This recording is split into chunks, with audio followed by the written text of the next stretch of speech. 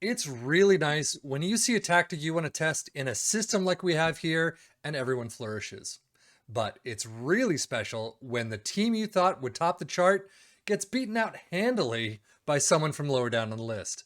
We got one of those for you today. Let's check it out.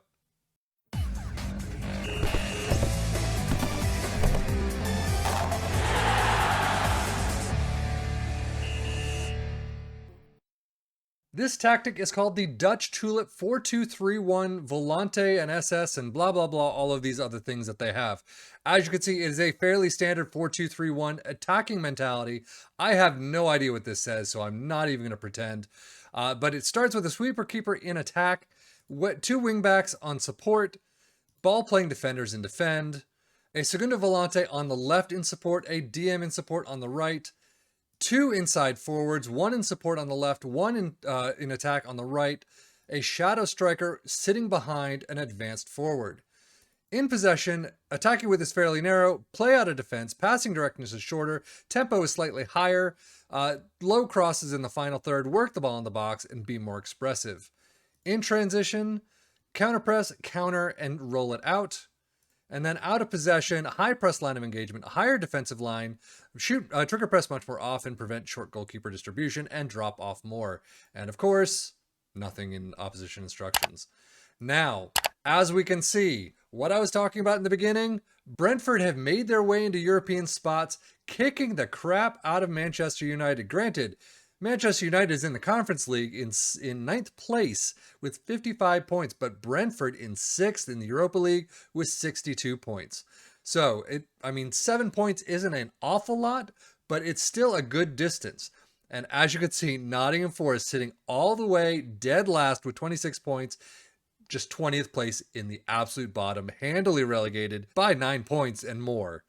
Schedule-wise for Manchester United, the first half of the season is doing fairly well. 3, 4, 5 losses and 3, 4, 5 draws. Everything else, a nice win. A 3-0 win over Liverpool to start the season. Absolutely amazing. 2-0 over Chelsea. And then you get into the friendlies. And then post-World Cup, a lot more losses. Not great. You still have a great streak here. But then from Stoke all the way down, even through Ajax and Fulham, but 5-0 over Arsenal, 8-0 over Grimsby Town, 5-0 over Derby County, and then just Everton losing all the way. You've got 2 wins against Stoke and Sunderland, a win against Tottenham, Crystal Palace, but all this run here from Everton to Fulham, not great. Fulham having a 1-1 draw. I wonder how they're doing this season. But as you can see, they are doing fairly well in the European League round of 16, beating Ajax, coming out against Sturm Graz and then just kicking the crap out of them 7-0. However, losing to Benfica 1-4 away from home, 5-3 at home. So losing out in the semis, not the greatest, but finishing out with a win against Southampton 5-0 after losing to Man City 0-3. So as we move to Brentford, how did their schedule look? Not too bad, actually. You've still got 3 losses here, another round of 4 winless here, but you still have some green in there, so not too bad. And then spotty towards the end until you get to this Wolves match, 5-1 winners, and then just unbeaten through the rest of the season. So definitely not bad there.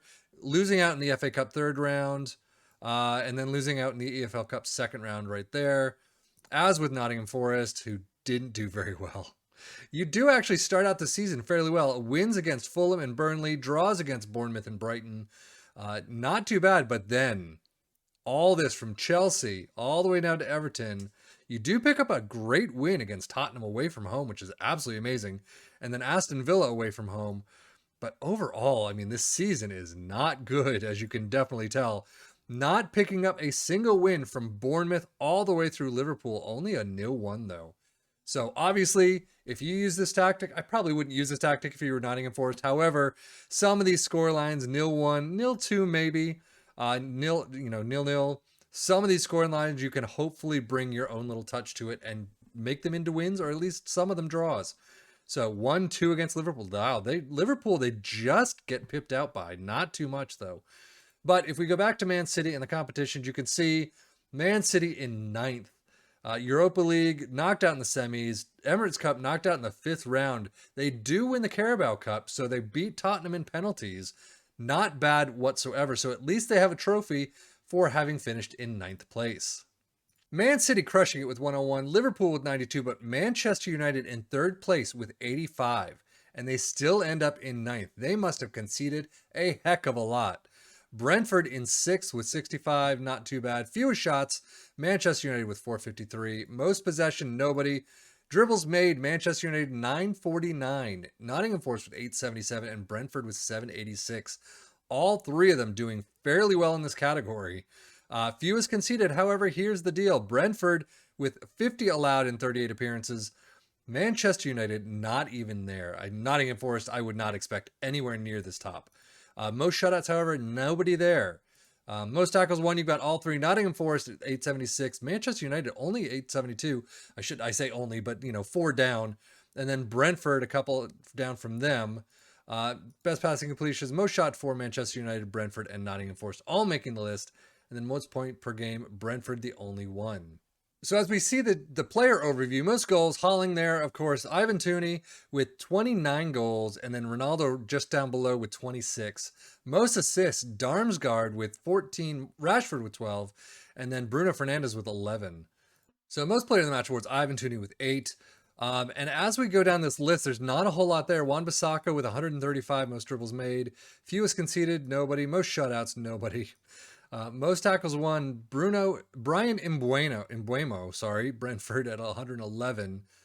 Most key passes, Eriksson, and Darmsgaard seems to be doing really well in this tactic. He's got a couple of pieces here and there. Ivan Toney with most shots at 104 and Ronaldo with 111. But as we look at some of the defending, team goals allowed, Ben Mee only at 16 out of 10 plus 7 appearances. So maybe they should have played him a little bit more. Tackles won, you can see Lingard with 117 and Brian Mbeumo with Brentford at 111 that we've already seen. So overall, Nottingham Forest doing the defensive work you would think of, except, having been all the way down in the list, unfortunately. But you do see some Brentford players in there. Keane Lewis-Potter with 3.57 tackles per 90. I'm definitely not going to go through all this. But some of the Brentford players are here and there. I'm actually surprised coming in 6th, they're not a little bit more towards the top. They must have really done a fantastic set of defending during the season. Brentford brought in Rade Krunic from Milan. Interesting. I've not seen him before. Nottingham Forest brought in Scarpa again, so I'm not even going to bother with them. Manchester United brought in Alex Scott, Joseph Schutalo we've already seen, so 48 million for Schutalo. But everyone else is pretty much the standard that they've seen before. So if this keeps happening, I'm probably not going to bring you a whole lot of the transfers unless it's just slightly different. But Scarpo, Schutalo, they've been there before. I think we've seen Alex Scott before from Bristol City. So that's just the standard transfers they make every single time, apparently. But as we finish off on the player stats, Cristiano Ronaldo with 40 goals over all competitions.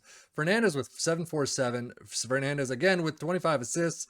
And then Bruno Fernandes with 9 player of the match awards. As we hit Brentford in 6th place, 30 goals for Ivan Toney. That's a nice tally. Toney with a 707 highest average rating though. Not great.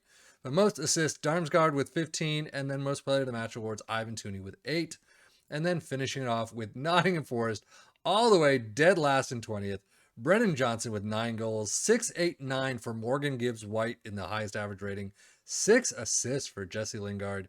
And then Jesse Lingard and Morgan Gibbs White with 3 player of the match awards each. They did not do very well at all.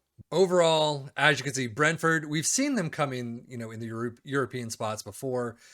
They did really well. Manchester United failing miserably in this, and Nottingham Forest failing just completely.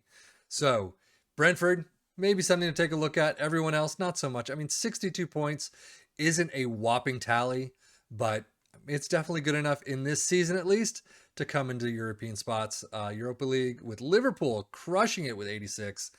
And yeah, so that is the Dutch Tulip. Maybe I should try some of these tactics internationally. I think I've said that before. I've done it before, but maybe try Dutch Tulip with the Dutch team and see how they do.